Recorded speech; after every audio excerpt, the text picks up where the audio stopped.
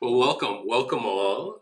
People are coming in over the next few minutes, and we'll let them do that. But I wanted to welcome Jane Hirshfield for the second time here. She was here about 2 years ago, not that long after she published the book, The Ledger, collection of poems. And several months ago, she came out with a new collection called The Asking, New and Selected Poems. And I also want to thank John Tarrant and Allison Atwell for being here, and we'll join in conversation over the next hour and a half. And then should you have any questions, please put them in the chat room, and we will ask them towards the end. So very happy to do that. So Jane Hirishfield, thank you so much for joining us again. It was such a pleasure to have you last time. We were looking forward to you finishing up this book for our second time around. So thanks for joining us. Well, thank you. It's a joy to be with everybody, always. I wanted to ask about the asking, and to me, this is like, it really describes the arc of your poetic life. This is a collection pretty much, I think, from all your previous 10 volumes of poetry or so, 9 or 10 volumes of poetry. And I'm really interested in how you developed over that arc. And I wonder if we could sort of begin by perhaps reading one of your first poems and reading one of your latest poems. I would be happy to do that. So the earliest poem in the book is astonishingly, to me, over 50 years old. And it was written when I was still a college student. I think I was 18 when I wrote this. And it was also my first published poem. All right, I'll just read it and stop prefacing it. And yes, in the fields you. And yes, in the fields you must wind for me ropes of wheat stalk, weave me walls out of husked corn ears and the shed skins of reptiles' turnings in the soil. Yes, and I will lend you years of water, fins to bend them to a circle, and to mirrors of my eyes the sun white, blinding, hard behind the shutters, and oh yes, this clapboard house, these rooms cool, leaning, each against the other, like a picket fence in spring. Absolutely. So I don't think I have any other poem that sounds at all like that one. And if any of you hear an echo of Molly Bloom at the end of Joyce's Ulysses, you would not be wrong. But yeah, that was originally written as the final section of a 300-line poem that I wrote over a summer when I decided that I would write a very long poem. It is the last 300-line poem I ever wrote in my life or ever will.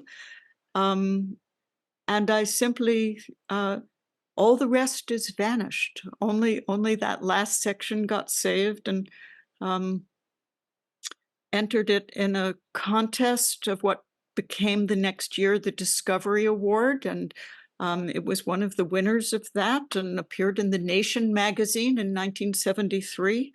And I didn't publish a poem again for the better part of a decade, but it was a very nice start. And for the more recent poem, I can't remember which of the poems in the book was the last one to be written for it. So I'll simply give you the poem that the title of the book came from. And I do have some poems since the book, but we're not talking about right up to the present moment. And again, a little bit of a preface, sorry. Every New Year's morning, I start a new year by writing a poem. It is a vow I want to keep. I'm not that prolific a poet, but I want to begin each year writing. Not all of them stay. Every New Year's Eve, by midnight on New Year's Eve, I try to have completed a ridiculously thorough house cleaning. Japanese tradition is to have your house cleaned in time for New Year's. And, every ledge, every pipe that's coming out of the wall gets wiped, gets dusted, gets cleaned, gets polished.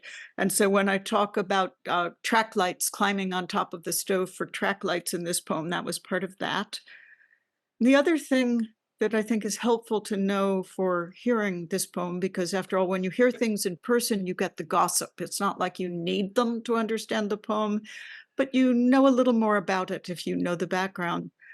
This was written New Year's 2021. And if any of you remember that moment, the election was over and it looked like life was going to be getting better. But it was also 5 days before the events of January 6th. And one had this uneasy sense that, yes, the election was over, but no, we were not out of the woods. And no, we were not out of the woods. So that is also when, so much damage from those years and from the longer crises of biosphere and social fracture. So anyhow, when the poem talks about writing postcards, I had done some political action every day for the entire administration that was about to leave, and I was still writing political postcards every day, and that's what that is talking about. I'm back to it now. I'm sending postcards encouraging people to register to vote. So anyhow, long preface, sorry. Counting New Year's morning, what powers yet remain to me? The world asks, as it asks daily, and what can you make, can you do to change my deep broken, fractured? I count this first day of another year, what remains. I have a mountain, a kitchen, 2 hands, can admire with 2 eyes the mountain, actual, recalcitrant, shuffling its pebbles, sheltering foxes and beetles, can make black-eyed peas and collards, can make from last year's late ripening persimmons a pudding, can climb a stepladder, change the bulb in a track light. For years, I woke each day first to the mountain, then to the question. The feet of the new sufferings followed the feet of the old, and still they surprised. I brought salt, brought oil to the question, brought sweet tea, brought postcards and stamps. For years, each day, something. Stone did not become apple. War did not become peace. Yet joy still stays joy. Sequins stay sequins. Words still bespangle, bewilder. Today I woke without answer. The day answers, unpockets a thought as though from a friend. Don't despair of this falling world, not yet. Didn't it give you the asking? So that gave the book its title, those last words, the asking.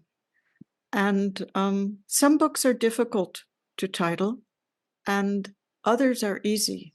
And this one was easy because I have felt for a long time as though a great part of my practice and an axis of practice all my life for me has been questions, asking questions.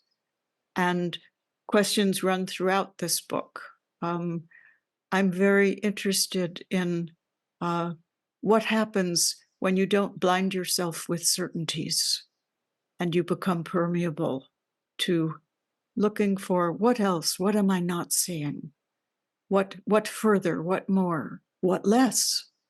For me, it is the great muscle of practice to to have this spirit of inquiry behind it. Yeah, that's really beautiful, and I've felt that in your poetry. That you talk about permeability. You've talked about kinship, and something we call not knowing. You're familiar, obviously. Partly as beginner's mind. This quality of openness and more openness. And in reading your poems, I could feel more permeability. I could feel more openness, more kinship, this intimacy. And it's interesting because, I put all these stickies, I go through and I read every poem twice, and I put all these stickies in, and most of the stickies are towards your most recent poems. And so I wanted to touch on that. And then you also mentioned recently that a poem that in recent decades, I need to find my way to a more vulnerable and permeable state of being where I can hear the voice that is often drowned out by purpose and consciousness. Yeah. So poems do come to me by listening, not by declaring. And they are always, for me, a process of entering something that is, either the fracturedness that last poem describes early on. Something needs further engagement. I have a question, I am bewildered, I am thrown off balance, I am simply have some sense that I don't understand something fully enough to be content with my current understanding. And so if you want to know what you do not yet know, what you are looking for, and if you are using poetry as the instrument of your looking, whether it's the reading glasses or the microscope or the telescope of your looking, then it's always a bit of a question, because you need the help of what is beyond what you already know. I've never, I don't think in my life, written a poem that I already knew what it was going to be before I began writing it. For me, to start writing a poem is to become permeable, usually in a particular direction that I may not even yet know what the direction is. So again, the poem I just read you, counting New Year's Day, what powers yet remain to me. I knew it was New Year's Day. I knew that I wanted to be taking stock. I did not know what question was going to then come. And the question came very early. The world asks, what can you make of my fractured? That's not a question that I would have had when I was 28 or 38. The urgency of the brokenness of the world is something that over the years of our lives in it, you and I are roughly of a generation, I think, has become so much more visible. The change from the ignorance of a childhood in a world that was post-war, we thought, that was antibiotics had arrived, polio vaccines and smallpox vaccines had arrived. It was a pretty fortunate time for those of us lucky enough to be born into a place where it could be a fortunate time. The years of my childhood. And I was a little oblivious to, my parents weren't too worried about nuclear weapons, so I was spared that particular anxiety of the end of the world when I was a child. It arrived later, but as a child, I wasn't too anxious about that. But over the course of our lives, it was before I was born. Rachel Carson was already writing about the melting ice caps of the Arctic and Antarctic. It was known. Before I was adult enough to understand it, Silent Spring came out. And the perils of, the post-war Miracle of Better Living by Chemistry was showing its own fractures and underside and effects. In 1970, as a pretty young woman, the first Earth Day happened. And I really thought we were going to wake up and take care of things. You know, everything was known 54 years ago now. Everything we needed to do was known. And what surprised me over the course of my life was how much we did not do what needed to be done. And so now the sense of urgency is so much stronger and so much more imperiled. It reminds me of Wisław Szymborska's Century's Decline, you know. Yes, yes. Which is just such a lovely, lovely poem. But also, when you bring up Rachel Carson, I think of Aldo Leopold, I think of Annie Dillard, and I think of salvation in essentially a Zen term, the 10,000 things, the brilliance and the light that shines in the 10,000 things. And I think that really penetrates your poetry. Your poetry is so much about, you know, the things of the world and how we get close to them, I think. I think that writing a poem is an act of entering into greater intimacy. Why else would you write except to know something with greater width and vertical axis and saturation of its colors? No, it is what we enter poems to do, is to become a person for whom the intimacy can step forward. You used the word in your last question, you used the word kinship. And I know you've told me that in PZI that intimacy and kinship are almost interchangeable terms. And I'll add another one to that list. So I speak of kinship very often, and I speak of it in the sense of shared fate, that if we feel our fates are shared with others, if we feel that all beings and objects and mountains and rivers and weathers are our kin, then we cannot help but be responsible to their own well-being. And so this feeling of, for a long time, so a poem, I can't even tell you the whole of a poem, even earlier than that 1971 one that I read you. The only thing I've ever remembered from it is one line, which is written when I was 17, and it said, "To define the meaning of we is to find a life of a kind, but who is to say?" That's the only thing I remember from that poem. But I feel like I have spent my whole life following both the search for a larger definition of we, a more intimate and kin-friendly we with all of us. You know, I like to say, you know, maybe I'm willing to end my we at the upper atmosphere of the earth.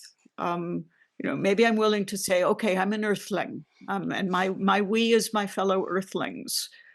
But go ahead, 17... take it to the far corners of the universe. Okay, we can have the whole, we can have all of existence. I think you're correct in that. I was just trying to say, is there anywhere that I would end my we? And you're right, there should be no end. Our we should be as limitless as everything in the four vows is.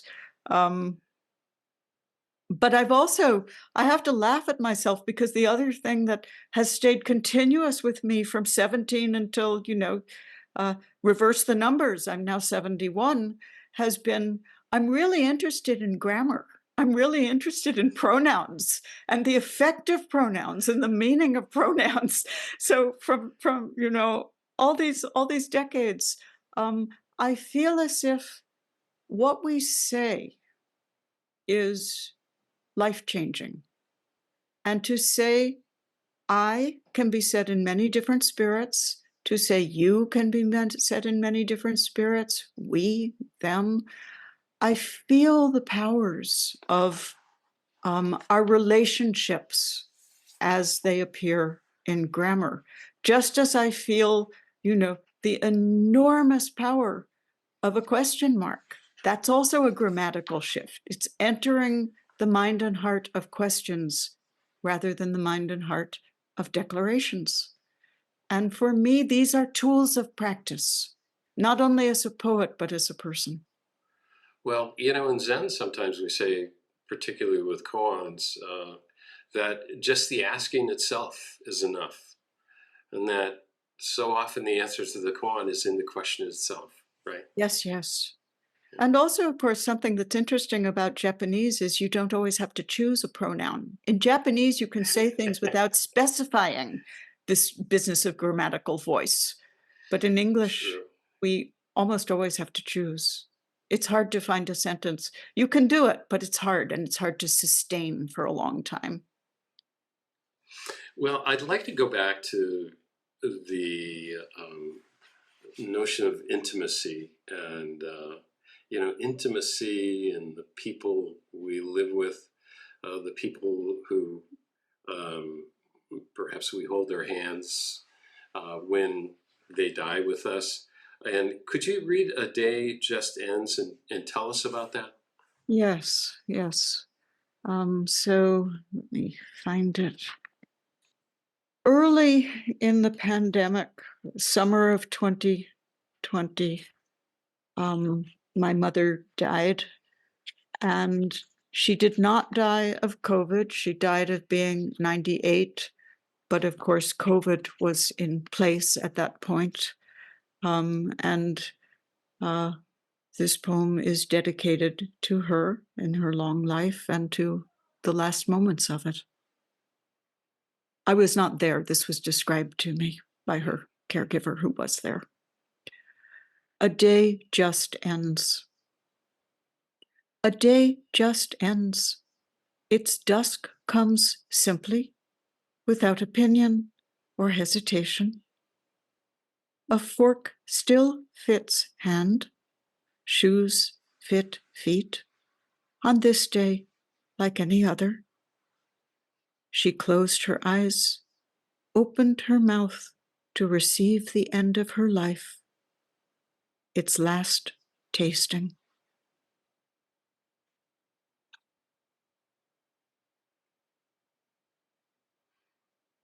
Tell us about that. Well, what it's hard to talk about some poems. Ask me a more specific question, please. So your mother died. You were not with her at the time. Right. So my mother, she was 98. She'd been in hospice for 2.5 years. She was living in a senior, one of those senior apartment places. And Was she back east where you grew up? yeah, she was back east. and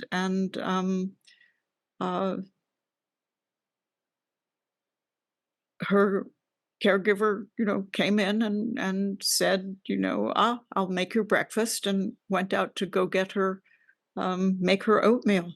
And then my mother died. So, this is the end of the day after hearing the news. So it's me whose fork still fits hand and shoes fit feet. I'm the one who's still alive. But she, meanwhile, had received the end of her life. I suppose I can say, with the it was a mercy for my mother. At 98, she had outlived her own life. Everything was frail. Her mind was as frail as her body, and both of them had outlived their own time. So I could hardly say, oh, she should have lived longer. And yet, the end of a life is always a shock, especially when she could have lived another 6 months. She'd been in hospice for 2.5 years. Nobody is supposed to be in hospice for that long. You're supposed to only go in if you will die within 6 months. And they kept renewing it and renewing it and renewing it. So just my farewell to my mother. I only just now, she had wanted her ashes to go back on the East Coast where I had earlier placed my father's and sister's ashes. And since the pandemic happened, the first time I was back in New York was last month, was February, and I finally was able to place her ashes where she wanted them. And it felt like my last promise had been kept. Nice. Yeah. Your mother was very supportive of your writing. I think when you published your first poem, she brought out some sort of a handwritten note that you had written yourself as a 7-year-old or something, that you wanted to be a writer. Yeah, much to my surprise. I certainly didn't remember feeling that way that young, but I don't even know which whether it was first grade, second grade, whatever age one is then. When you're just learning to write, those large brown pieces of paper with the blue lines on them, very big, and it said, "I want to be a writer when I grow up," and so it came to be. Yeah, yeah, and you came out west I think in a kind of in a VW bus with tie-dye curtains or something. Everybody turns it into a VW bus. It was a Dodge van. Dodge van, of course. It was a red Dodge van. And everybody turns it into a VW bus because that is the archetype.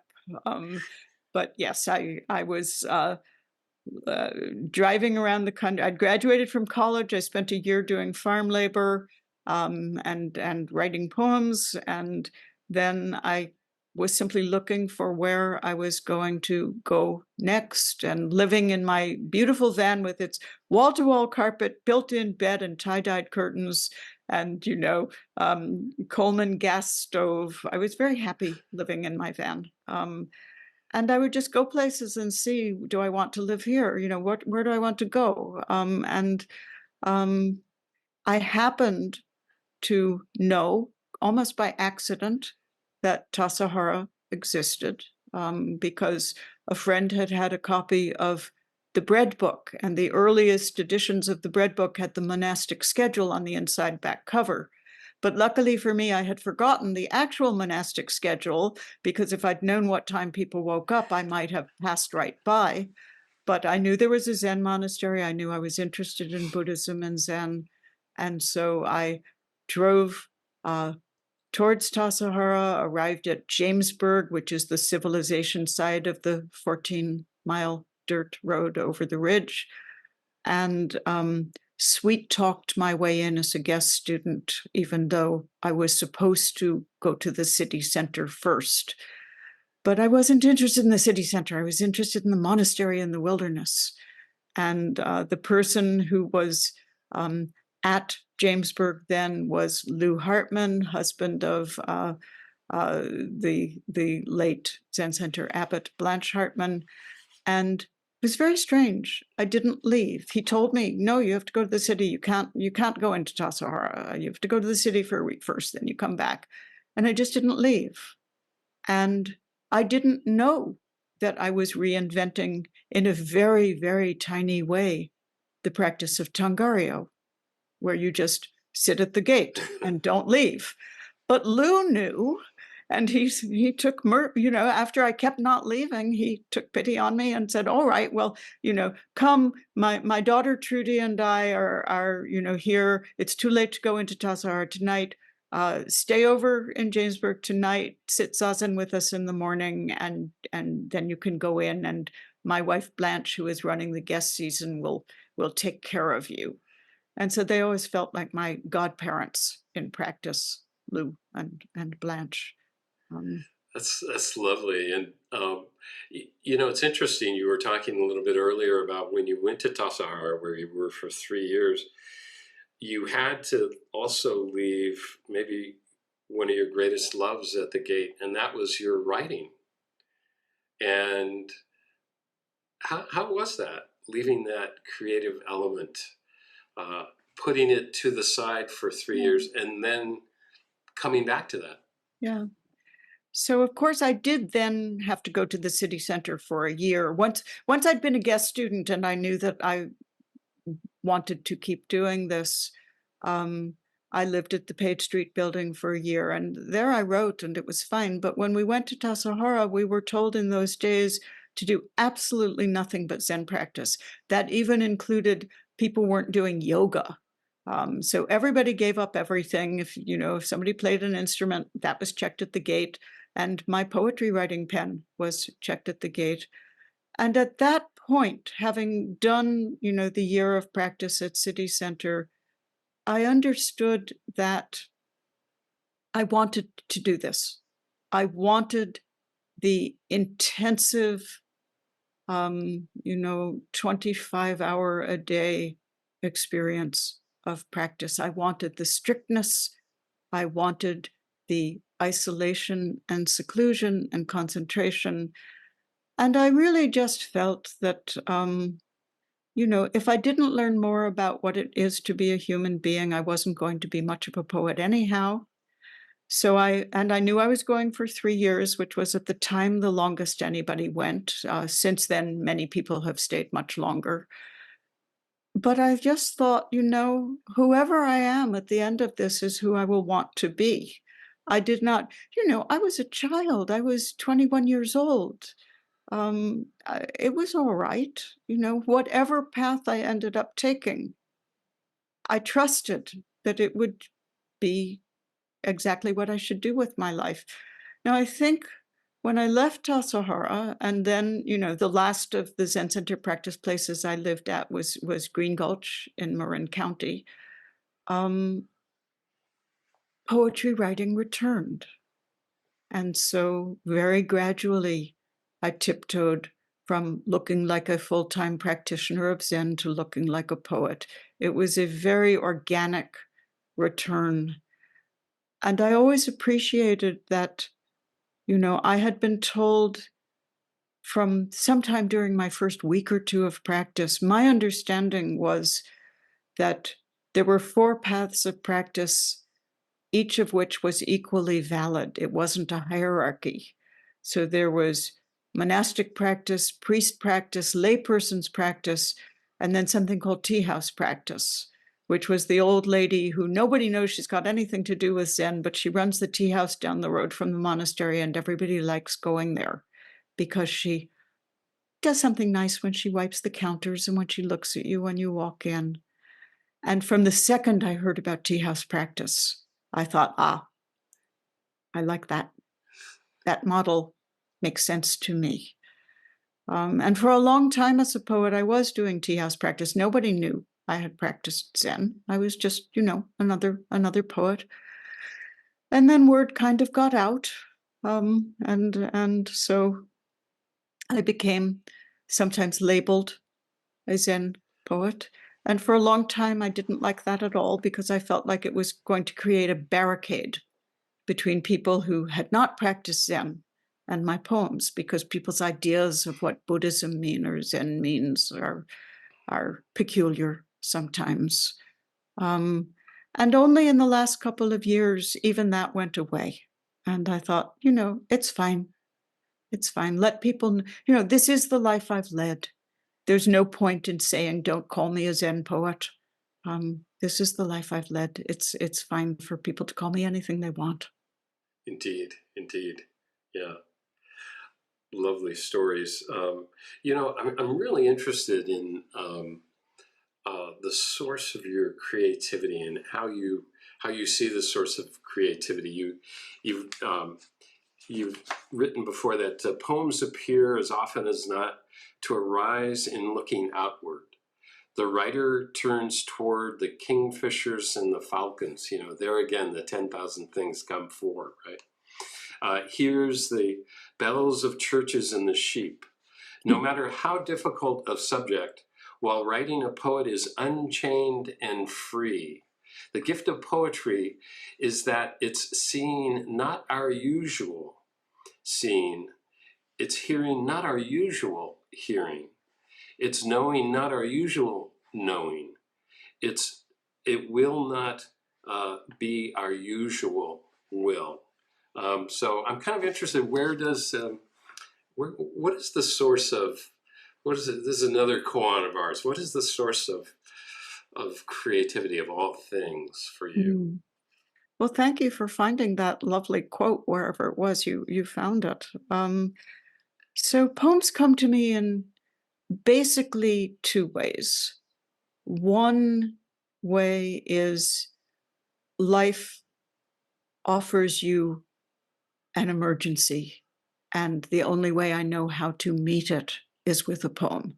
So my mother's dying, everybody writes at least one poem about a parent's death, I think. Some people write entire books after a parent has died. Certain events, they must be met with a poem because there's no other way to meet them fully. Even a small poem like that one is. But the other way poems come to me, so sometimes responding to an event, whether that is 9/11 or an election that causes alarm, or a broken heart, or a heart in love. Sometimes the events might be very small. Once I looked up, as I had done for years at that point, I looked out my window in the early morning, and it was still, my window faces west. So the sky was dark, but dawn was reflected on a house across a small ravine from me, not nearby, but the way its plate glass windows were tilted, it was like a drive-in movie theater screen, all the beautiful colors of dawn in this dark window. And I'd probably seen that, many times over years. At that particular time of year, that's what happens. But that morning, I needed a poem. And so the poem came from having seen this outer thing which precipitated what I then needed to express. And I think that's where the permeability part comes in.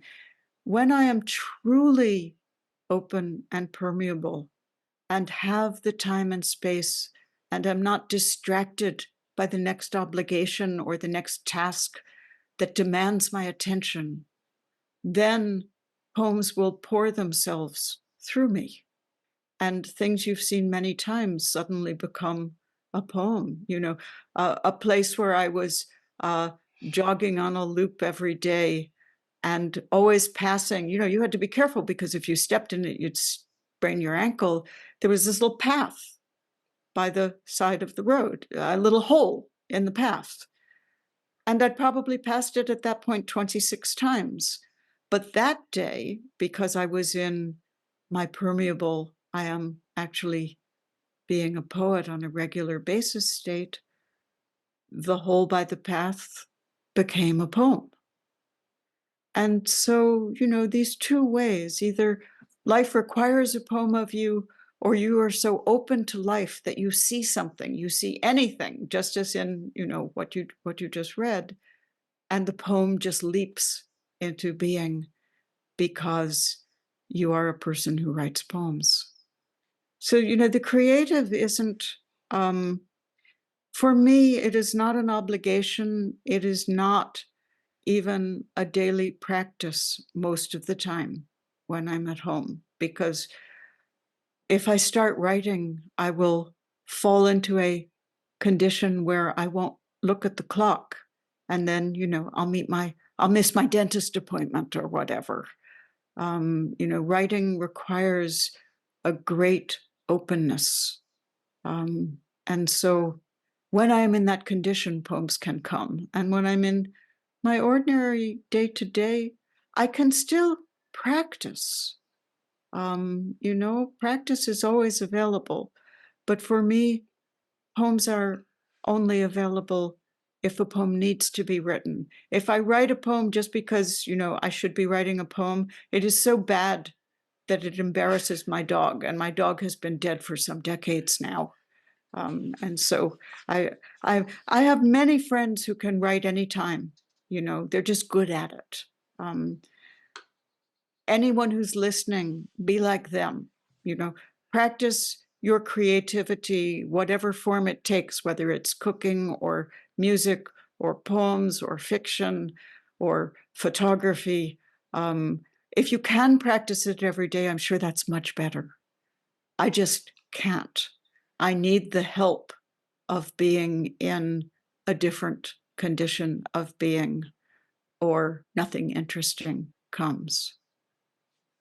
Well, you have certainly enough bouts of permeability that you've created quite a collection. Can we read To Drink, which is another, in my mind, a permeability poem? Yeah, so that's a much earlier one. To Drink goes way back to the 1980s. And here it is. To Drink. I want to gather your darkness in my hands, to cup it like water and drink. I want this in the same way as I want to touch your cheek. It is the same. The way a moth will come to the bedroom window in late September, beating and beating its wings against cold glass. The way a horse will lower its long head to water and drink, and pause to lift its head and look and drink again, taking everything in with the water. Everything. So that one was a love poem. Yeah. It reminded me of your translation, and here's a plug for Jane's translation of The Ink Dark Moon, love poems by Ono no Komachi and Izumi Shikubu. And tell us about your translation of these poems and what these women meant for you. Well, I could do that from now until next week. We have time. We have time. So I first read a half dozen of their poems when I was in college taking Japanese literature and translation, and I thought they were gorgeous, and I wanted to read more of them. And because I wasn't all that gifted at learning languages, I waited for, some scholar who knew classical Japanese and knew English to do the book, and nobody did. And so finally, quite by accident, I was introduced to my co-translator. We started out doing a dozen poems for a magazine, and then ended up, I just looked at her and I said, Mariko, I think if we keep going, I think I can get a book published if you're willing to keep working with me. And she did. And I thought it would come out from some very small poetry press. And instead it came out from a big New York publisher and has been in print steadily ever since. And that was a clever transition on your part to know, because the year that I did that book was also in the 80s. So Komachi and Shikibu are the two great women poets of Japanese literature. Komachi stands in their tradition a bit the way Sappho stands in the tradition of the West, a poet of eros and very early in the tradition of written literature. Izumi Shikibu is pretty much the Emily Dickinson of Japanese literature, because she was a couple hundred years later. Komachi wrote around 850. Shikibu wrote around 1000 during the turn of the millennium. And from Komachi, we have 113 poems. From Shikibu, we have over 1,000. And they're just absolutely remarkable poets. And the only example I know of in world literature of poets who wrote equally about eros and about spiritual life, and neither is necessarily a metaphor for the other. And so their poems cover the full spectrum of human existence unabashedly. And there was not any sense of any separation between being a woman who fell in love with her whole heart and being a practitioner of the Dharma. Komachi is presented in late No plays as the wise old woman who runs into a couple of Buddhist priests on the trail. She's sitting down on a stupa, and they challenge her and they say, "You're sitting on the sacred stupa." And they get into a Dharma dialogue in the no play, Sotoba Komachi, and she trounces them soundly by, saying, look, no separation, no duality. There is one life, and it includes all of this. And people might be wondering, why am I not quoting poems? And it's because I don't have the book next to me. Do you have a poem you'd like to read them from that? I have so many marked up. Here's a Buddhist one by, I guess, Komachi. Watching the moon at dawn, solitary mid-sky, I knew myself completely, no part left out. Yes, that's a Shikibu poem. Yeah. And it is a beautiful Dharma poem. Yeah, very beautiful. I don't know why I liked this poem, but you brought up your dog. So before I hand it over to Jon and Allison, could I ask you to read The Promise? Oh, yeah. Does The Promise have my dog in it? Let's find it. Oh, there it is. Yes, my dog is in there. Okay. The Promise. Stay, I said to the cut flowers. They bowed their heads lower. Stay, I said to the spider, who fled. Stay, leaf. It reddened, embarrassed for me and itself. Stay, I said to my body. It sat as a dog does, obedient for a moment, soon starting to tremble. Stay to the earth of riverine valley meadows, of fossiled escarpments of limestone and sandstone. It looked back with a changing expression in silence. Stay, I said to my loves. Each answered, always. So, yeah, a poem where the world is rebuking me for any idea of attachment. What do you mean stay? Everything changes. Everything changes. And I'm just going to say, I don't know how you understood the last stanza. There are two opposite ways of hearing it. So stanza, if you're willing to well, stay. tell us. Yeah, actually, to tell you the truth, I had a different poem in mind, but I love that poem as well.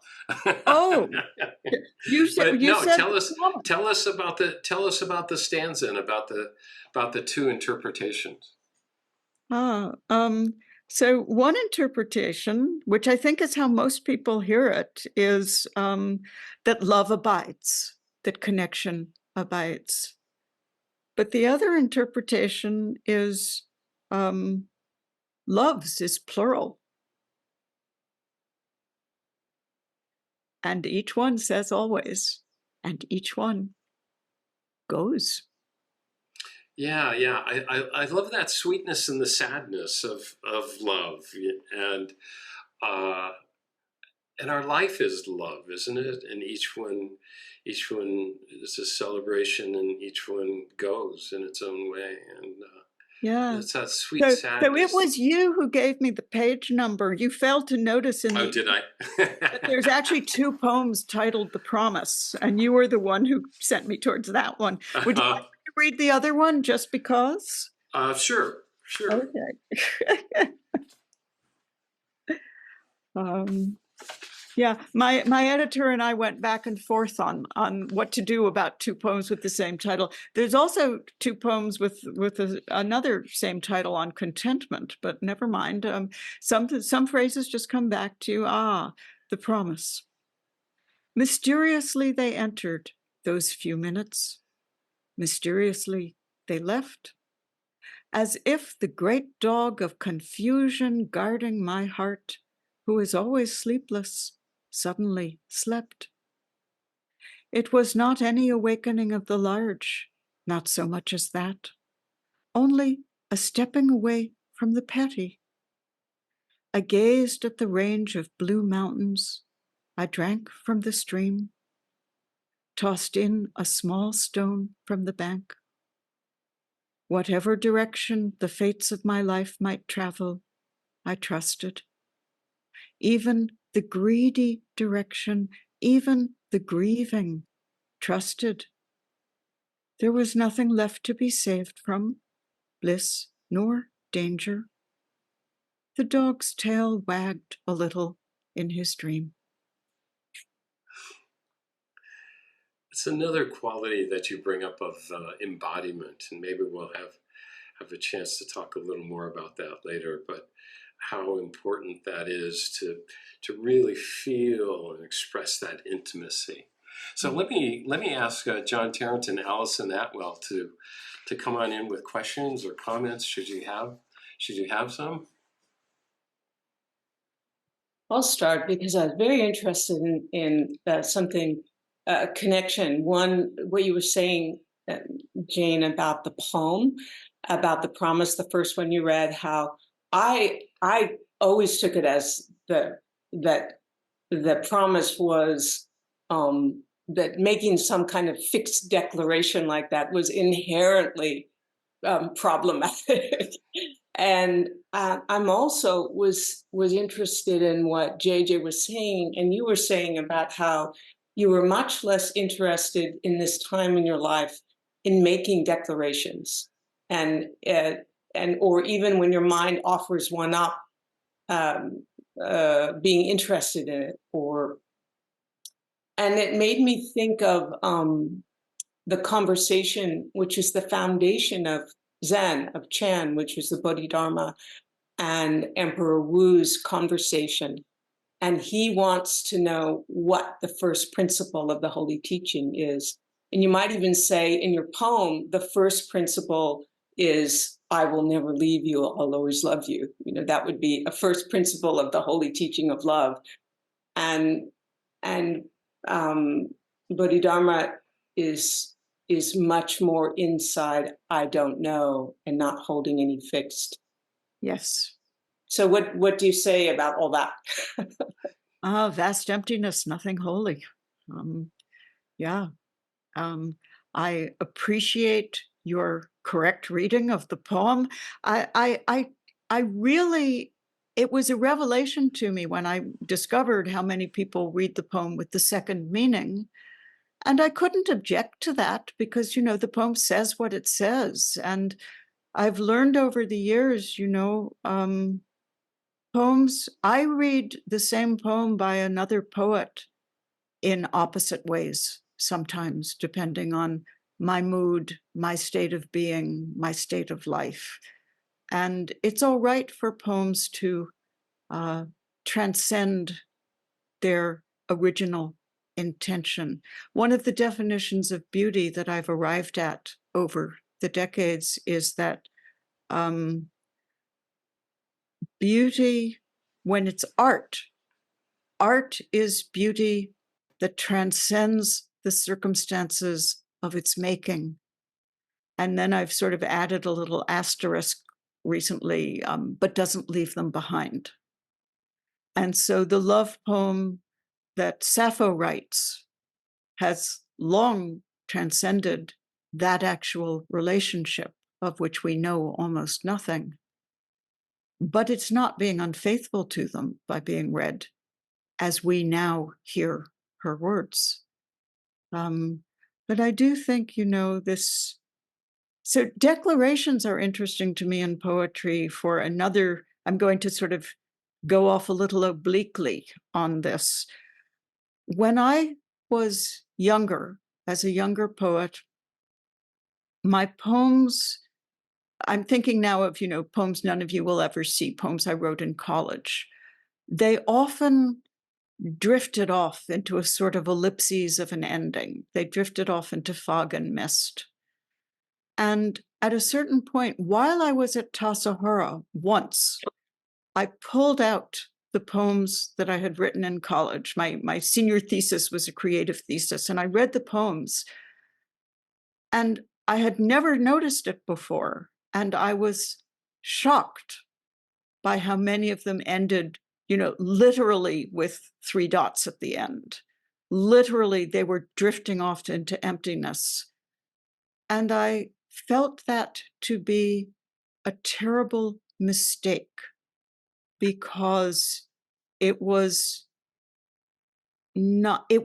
falling into emptiness and not recognizing form.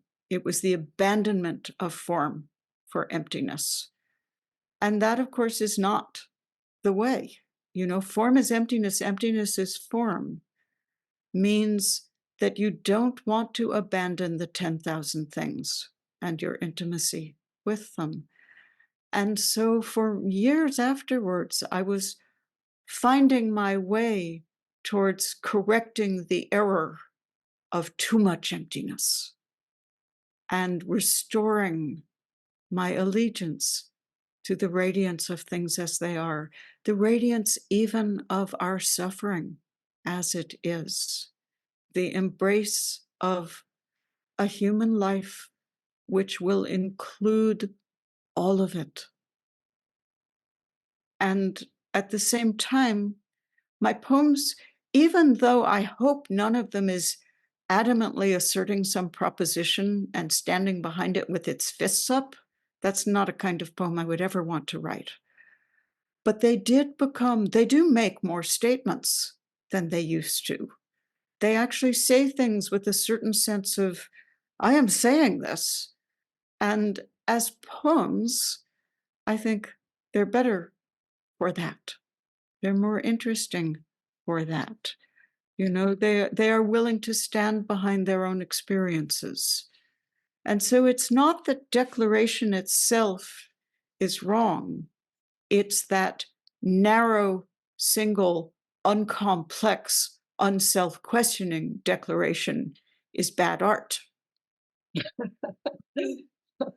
I think also that's a beautiful way to hold the poem, The Promise, with that last stanza, where it isn't untrue, it is entirely true that they will never leave you.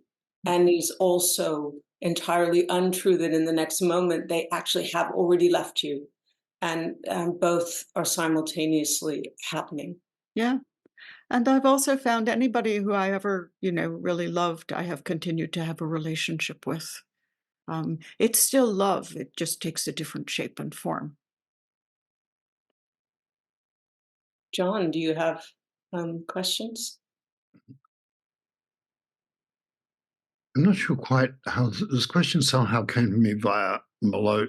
We had you mentioned Milosh, and an Irish friend of yours thought his poems were kind of windbaggy, and but they're translations, so I've no idea what they are in Polish.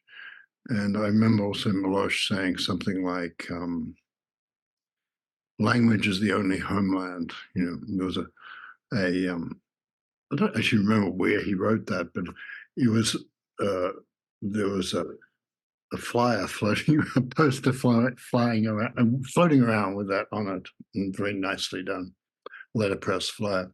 And so one of the things I was thinking of, so I'm thinking of 2 things that come out of that. One is how much do you think what do you, I think poets do in some way maintain language. Language is a kind of, the OED is a sort of cathedral that I wonder about in every now and again. And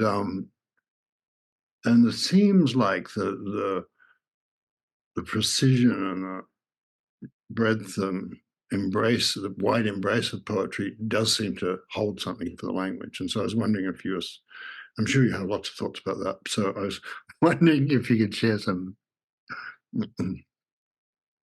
Language, there is so much wisdom embedded in language and so much awakening made possible by language that, you know, I could go on till next week, I suppose. I just learned something rather recently that this might not be exactly what you were looking for, but it's the answer that rises to mind.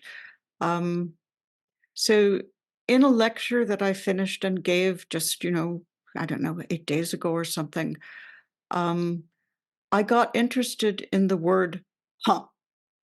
I got interested in the experience of the felt discovery that for me is, you know, the essence of why I love any poem that I love, is that I feel like some transformative discovery has been made over the course of the poem, made first for the writer, for me when I write, and then made available to the reader when I read other people's poems or even perhaps my own.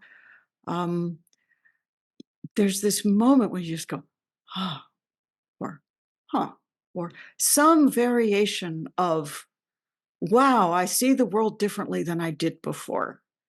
And for me, this is a really central human experience. But when I had the question, I got sort of interested in an outer, objective looking way. How do you describe that? What do you call it? What's the name for that experience? And none of the words that I could find felt right to me. You know, they either felt too intellectual or too emotional. And what I was looking for was the name that fell in between it. And I finally got the name for it from an Australian linguist. When I asked lots of people this question and nobody could give me an answer. And an Australian linguist said, oh, you're talking about what we call the mirative. Mirative. And mirativity is this quality of the combination of mind and heart.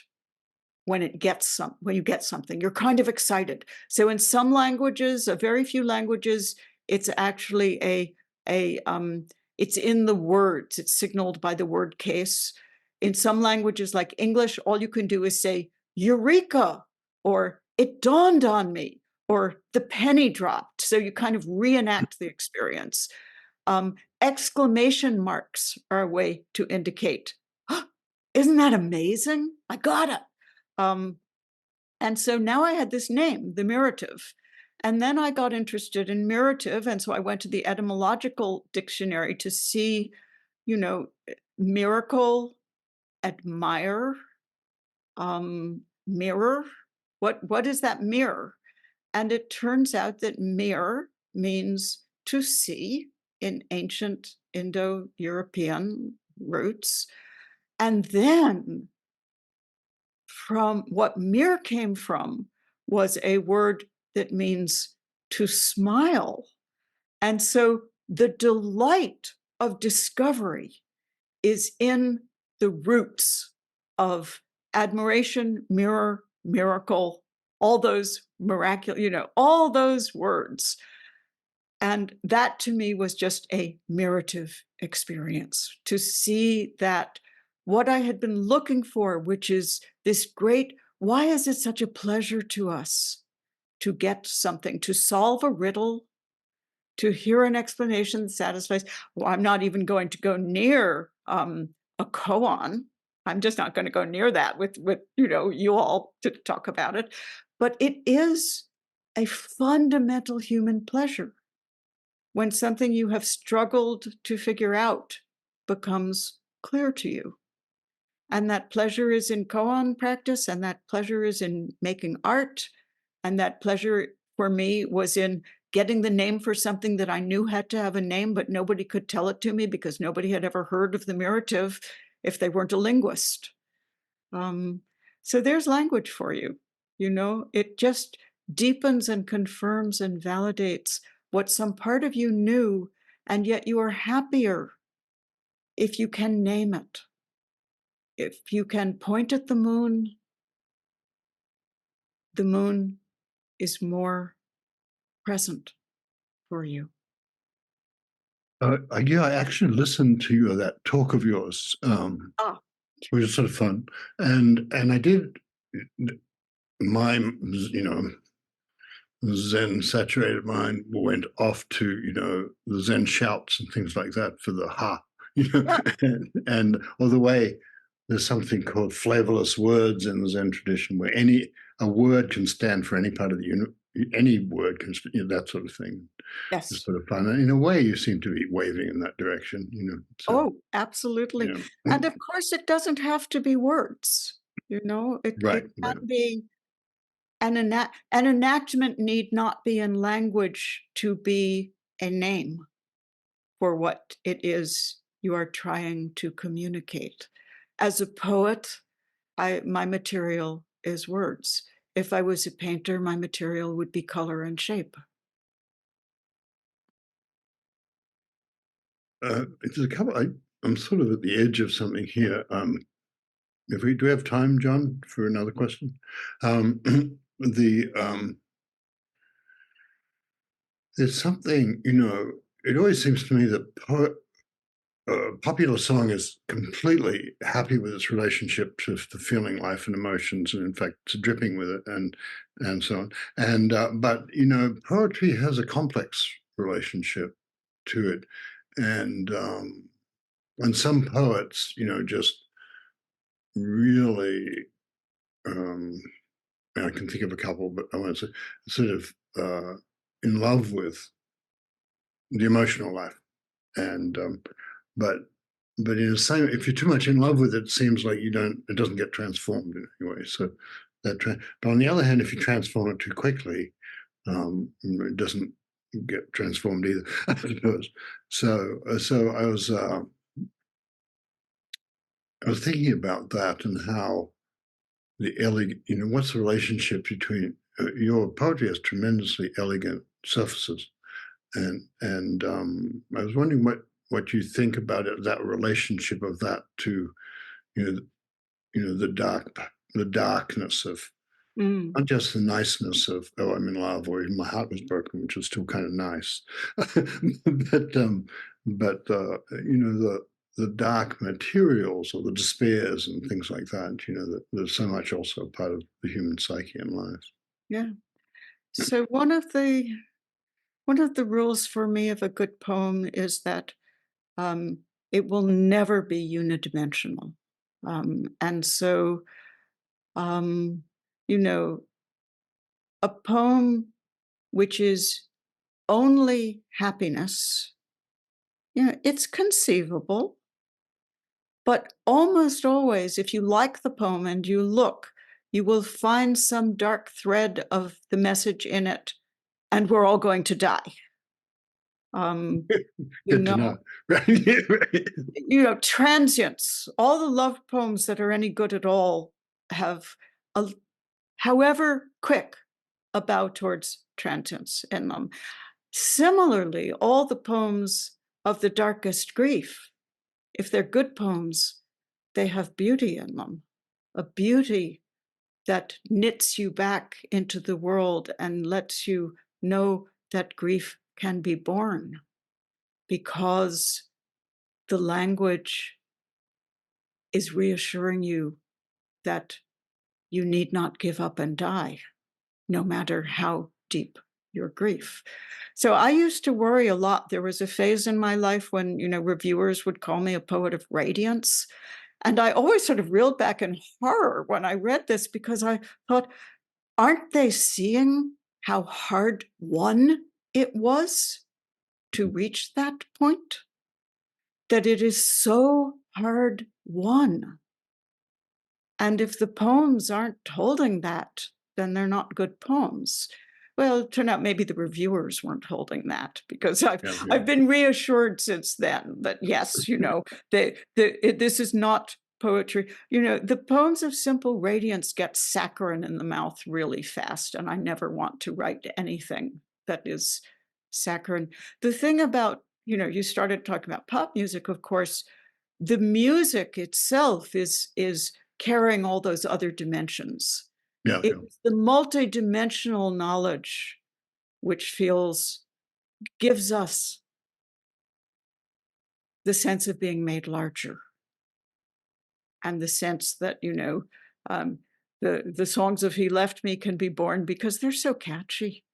And also, of course, there's the matter of companionship, that any work of art is evidence that the person who made the work of art survived whatever they're talking about. It is the assurance of this is survivable. And it is survivable, and the person can find some wholeness or some tiny gleam of moonlight in a dark corner that was enough to let them take the next breath. So yeah, Thank you. There's no complexity, there's no art. Yeah. I feel like I'm being a hog. I have one more short question. Is that okay? Do you mind? I'll try to give you a short answer. I don't know. We don't care about that. But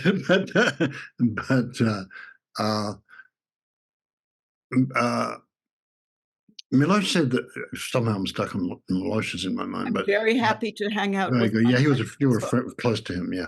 So he had said this great thing: wherever I am, at whatever place on earth, I pulled it up so I could quote it properly. I hide from people with the conviction that I'm not from here. It's as if I'd been sent to extract as many colors, tastes, sounds, smells, to experience everything that is a person's share, man's share, he said. And shit, I lost it. And here it is. And to transpose what was felt into a magical register, to transpose all the sound smells into a magical register and carry it there from whence they came.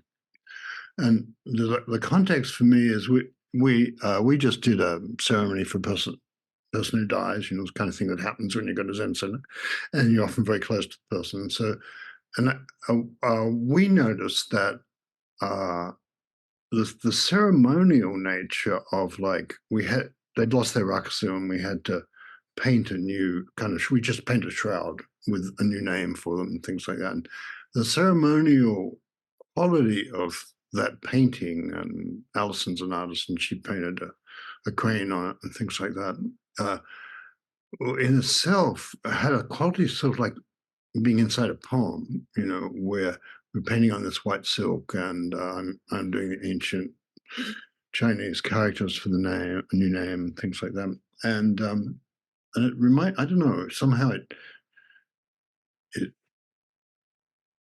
brought to mind that Milosh thing, about transposing into a magical register. And I thought you're one of the few people I ever talked to who would think about this stuff. So what do you say? I say that, so there were two things in that quote that I noticed. One was, he was, of course, for much of his life, an exile. Right. And a little bit of an outsider even as a child, because he grew up in Lithuania, but speaking Polish. And so he was always aware of the doubleness. I do think most people who turn to art as a path through life recognize this sense of exile and this longing for, you alluded earlier to his poem, Language is the Homeland. And I think what brings all of these strands together perhaps is you're describing a ritual.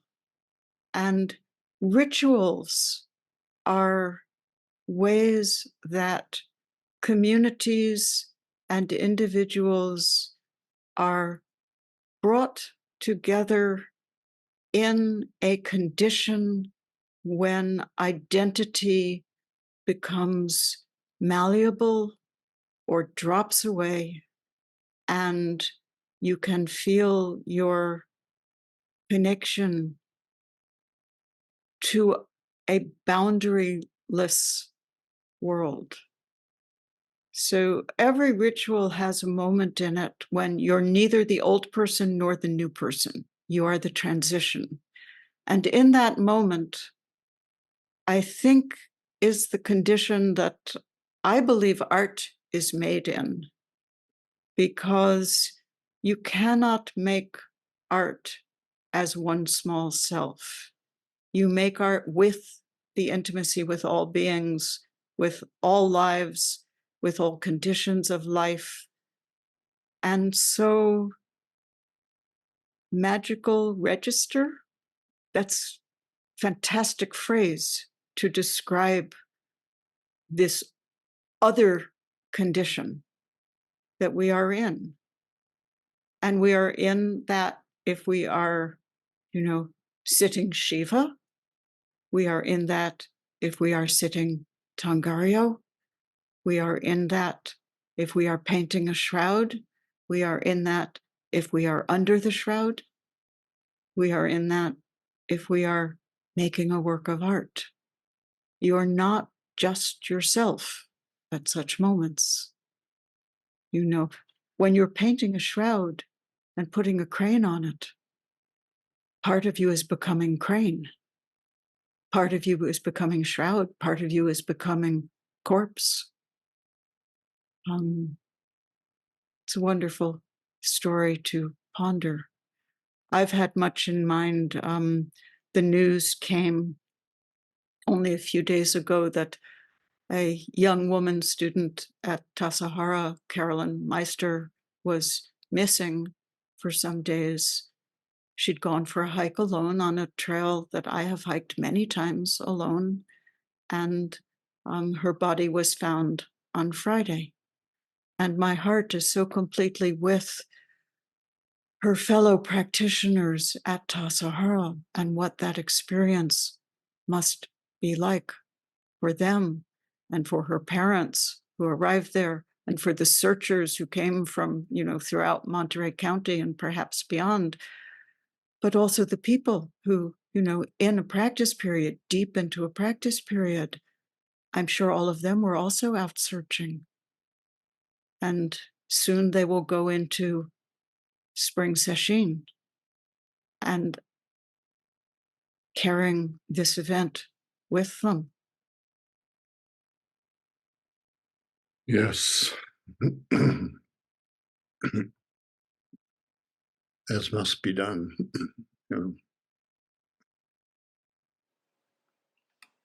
So Jane, we have one question, pretty much your comment on kinship that you shared late. It reminds me of Robertson Jeffers, who said we must uncenter our minds from ourselves. It seems to me that Robertson is saying the same thing. How does this sound to you? I love Robinson Jeffers, and he was an early, profound influence on me. I think he's certainly the earliest explicitly ecologically aware American poet before that movement had that name. There's another thing that he said, which I've always loved. I have fallen in love outward, he said. I have fallen in love outward. So yes, that is that he could feel the life of a hawk as central and important, or more important than he felt his own life as a human being. That is a recalibration of the magical register. It is a different understanding of shared fate. And he was extraordinary that way. Thank you. Well, we're up against our time. I wonder if we could finish with a poem. One of my favorite poems of yours is "Let Them Not Say," perhaps.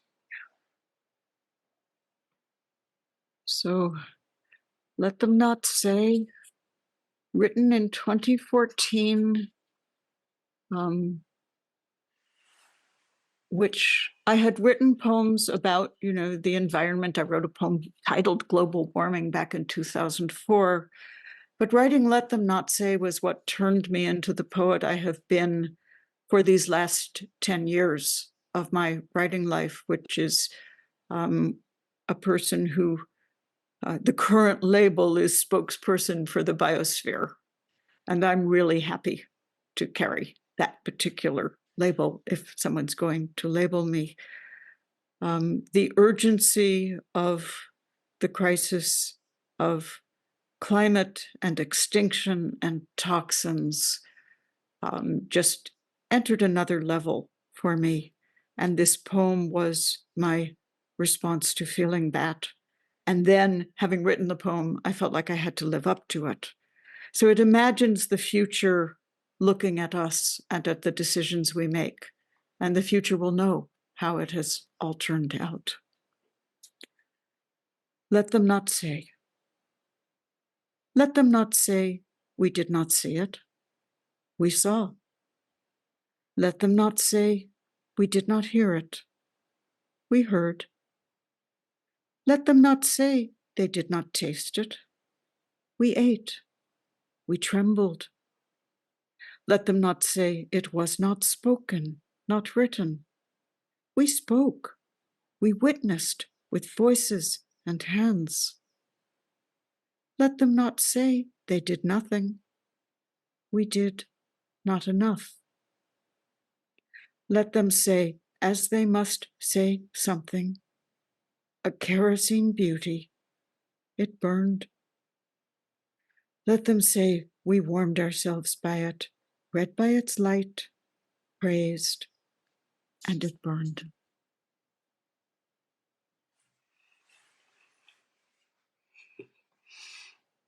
I just want to say, huh. That's lovely. Thank So you. lovely, Jane. And thank you so much for coming and talking to us again. It's just been so great to have you. And we love your writing and, love to see whatever you write in the future. Thank you for inviting me. Thank you for all of your sticky notes and all of your research. I don't think anybody does more preparation for a conversation like this than you do, who I now know from what Allison said to call JJ.